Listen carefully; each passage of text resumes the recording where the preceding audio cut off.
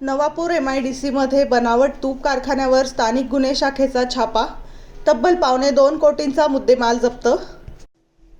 नंदुरबार जिल्हा पोलीस दलाच्या स्थानिक गुन्हे शाखेच्या पथकाने नवापूर MIDC परिसरात सुरू असलेल्या बनावट तूप निर्मितीच्या कारखान्याचा भांडाफोड केला आहे। कोणतीही अधिकृत परवानगी नसताना हा कारखाना सुरू असल्याची गुप्त माहिती पोलिसांना मिळाली होती। त्यानुसार पोलिसांनी अचानक छापा टाकून मोठा साठा जप्त केला। छाप्यामध्ये पाम तेल, वनस्पती तूप, विविध रासायनिक पदार्थ आणि फ्लेवर वापरून गाईच्या तुपासारखा रंग व वास तयार करून बनावट तूप तयार केले जात असल्याचे उघड झाले।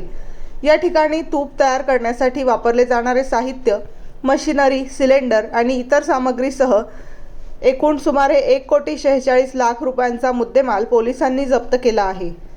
तयार केलेले बनावट तूप ओरिया काऊ घी, शुभ प्रीमियम काऊ घी, लाभ काऊ घी आणि राधाकृष्ण काऊ घी या नावाने पॅक करून बाजारात विक्रीसाठी पाठवले जात असल्याची माहिती तपासात समोर आली आहे।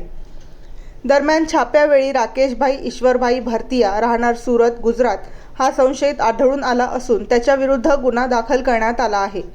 तसेच हा कारखाना नेमका कोणाचा आहे आणि या रॅकेटमध्ये आणखी कोण सहभागी आहे याचा पुढील तपास पोलीस करत आहेत।